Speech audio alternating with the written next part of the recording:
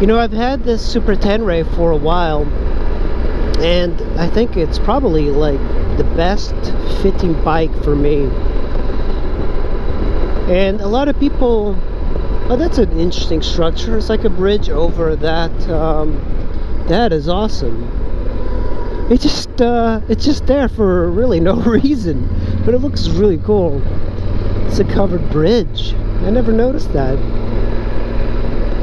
But you know, if you're interested in getting an adventure bike, there's a lot of bikes you can get. I think the hip bike right now is the Tenere 700. I was researching for a video the history of the Tenere, and I do know a little bit about it. You know, I know that it, I think it was in the 80s, the early 80s that it started. When I was buying my original Africa Twin, I was really considering the Tenere, and I believe it's 750 as well, but it's an inline 2. The Africa Twin was a V-twin. The Tenere was a whole lot less expensive than the Honda. And you know, now I'm riding the Super Tenere, and I do realize there's a lot of very interesting similarity to the 1980s one. Hey, lady. So I think in 1983, that's when the Tenere came out, and I think it was just called Tenere. Like, I don't really have the facts in front of me. I am doing a video of it because I think it's very interesting, the history of the Tenere. And I believe eventually the Super Tenere came out, I believe it was like early 90s, and that was a 750cc. They never made a 1000, I don't think. But all the rage right now is that Tenere 700. But previously there was a Tenere 600. It was a single cylinder.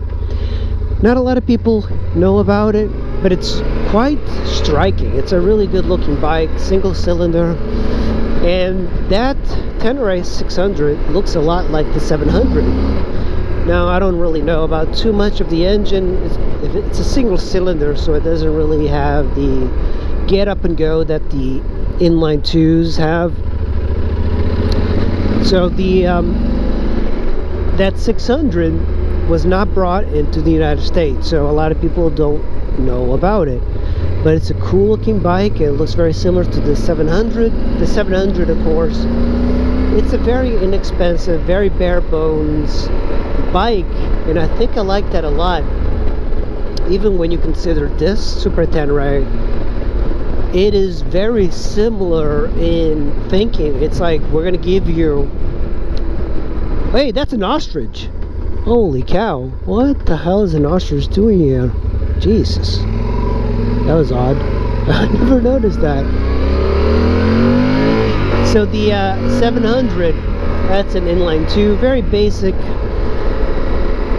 very inexpensive, 10,000, 11,000 for a modern bike, and it looks great, and you can't get them. That's the thing. Like, they're so popular that I cannot find any. Every single bike has been sold. It's not like I could afford it anyway, but I am much more happy with the Super Tenere than I would be on a 700. And the reason is like, I like the comfort this bike has. I like the idea of using this bike as a touring bike. I like this bike's wind protection, the way it deflects wind. I also like that this is a competitor to the GS and a little bit of an underdog to the GS. And I also like this because of the shaft drive. And I ride more on the road than I do off-road. Like around the DC metro area, there's nothing really to ride off-road, with the exception of gravel roads, which I can easily do on this bike. That's why this bike is a bike that's a little bit better suited for me than a Tenere 700. I think I like this bike because I can go on the highway for long sustained periods of time, and I'm not going to be uncomfortable. Like, I can ride this in mountains and keep up with sport bikes, the 19-inch front wheel is definitely a good balance, because the 21-inch front wheel on a Tenere 700, it doesn't handle as good on twisty roads as something like a 19-inch.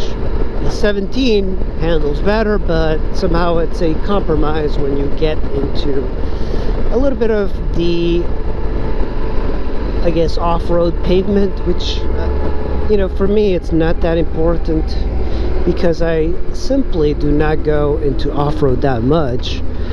But at least with a 19-inch front wheel, it's easier to roll over obstacles, and for me it really translates to potholes. But also I believe that the 1200cc engine that this has got it's a honky motor. I mean, I really like this, and I'm on touring mode. I just love that beefy, powerful, torquey power that this thing has got. And I think that's, oh shit, that was a cop right there. Oh shit, please don't pull me over. He's probably like, oh man, that guy's probably freezing, I'm gonna let him go. This is why you want a Super Tenere. Wow, my traction control came on because the roads are so cold that it breaks traction. That is kind of cool, but that's why a Super Tenere is fun. You do have to keep in mind that this bike, even though it doesn't have a lot of horsepower compared to a sport bike, it still has the ability of spinning that tire quite easily. The twisting of the throttle like this and hearing that engine, that's what I like about it. I love that. Jesus, it's such a cool sound. And normally I'm not a fan of the dual sport sound. You know, I like the thumpers, like the powerful thumpers. But when it comes to more of the touring bikes like this, I don't find them to sound great. Some people like the GS sound, I don't. It's a very distinct sound, I think. Oh, this is a school? It's a very reliable bike. Everything I've heard about this bike is, you know, people putting 200,000 miles on it. It's a bike that you keep for a very long time. The suspension is top notch. The build quality on it is high. And keep in mind that this is a 2012. This is the first Super Tenere in the United States. Now, they had, I believe, a 2011 or 2010 in Europe. So they did work out some kinks in those first year, but if you have money, you got more money than me, go after the 2014 one, because apparently they had some improvements. But the reason to get the old Tenere like this is to get that juicy resale, you know, or a lack of resale. You can get something like this for like $5,000, and that's a hard to beat type of bike price, especially in the ADV segment. That's the most popular. But yeah, you want to get this bike for reliability. You know, you just fill it up and change the oil, and that's pretty much it when it comes to riding. And I've talked to you guys about this before. The GSs handle great when they're running, but if you start to have problems on the GS, they are worlds much more expensive to maintain. Check out that A-frame house. Huh. They are worlds much more expensive to maintain. Parts are more expensive. I don't believe the Germans are that great at building bikes. I know that that's controversial to say. What are you doing, lady? What's that lady doing? What are you just sitting around there? You're in the middle of the road. Can you imagine summertime? Somebody's just like, oh, I'm gonna stop here in the middle of the road. By the way, 3 people died yesterday hit by hit-and-run drivers in the DMV. Look at this bridge. Nice. This should be really kind of frozen here on this bridge, but look at that. That's a picture. That's a really nice image. And this is the status here of this place. It looks pretty cool. The DC area, when snow kind of hits like this, looks pretty cool. I do like to just ride slowly and just kind of look around. You don't have much of a choice in these sort of conditions to ride slow because it's kind of icy, and any slop like this tends to be very slippery. Where am I? This is idyllic. All the snow is gone from here. Wow, that is a good view. I would love to live out here. This is gonna be slick. Uh-oh, I regret coming here already. This doesn't even look like gravel. It kinda looks like sludge. And I'm actually worried about losing my front end, so this is not good.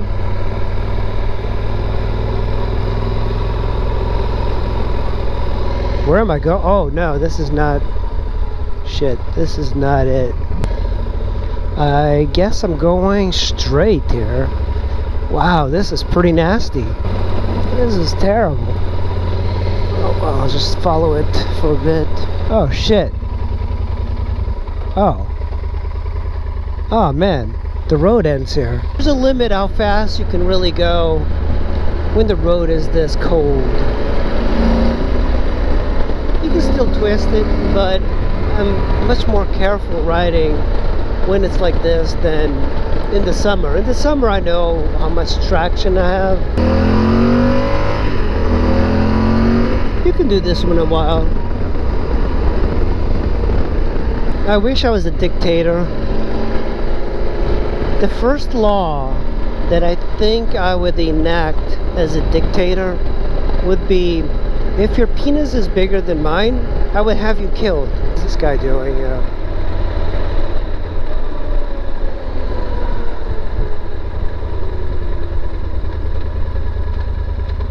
Nope.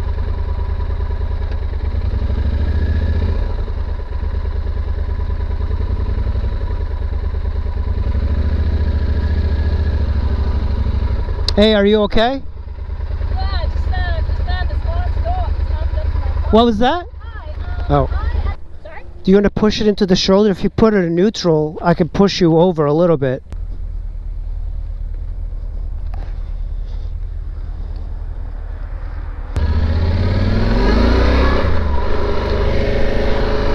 Hey, where's my electric cable? She didn't really know what was going on. I was like trying to figure out what is wrong with the car, but the car starts, and then she said nothing's wrong, it's just the dog jumped up.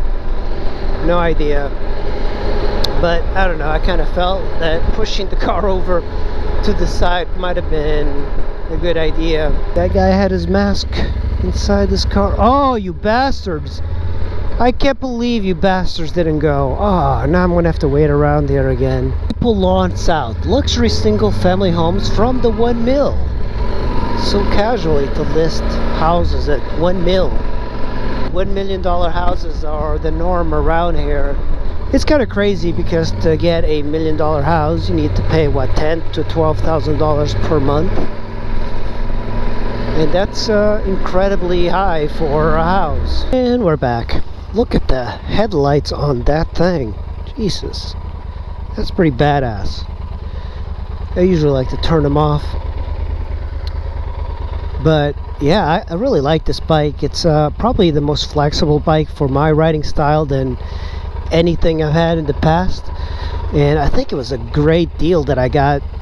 The little things here and there, like the main seal of the shaft drive leaking, it's not a big deal, but it's just one of these things you have to always keep an eye out on.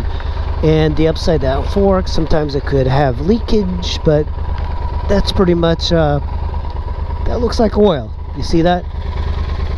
Yeah, this might be, it could be water or oil, so very difficult to tell. But it does look kind of oily here. Look at that. I don't know. Can't really tell. That does look like oil. Looks like oil there. I'll have to keep an eye out on it. I already had the seals done on it when I first bought it, so we're gonna definitely going to see if it's leaking. But that happens in most bikes. This bike has been extremely reliable. I do need to do some maintenance on it, like the valves, the air cleaner, the shaft drive seal, but those are fairly easy to do.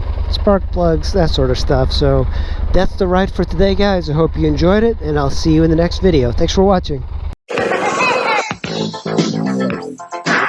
Kind of stuck here. The cops won't bother me.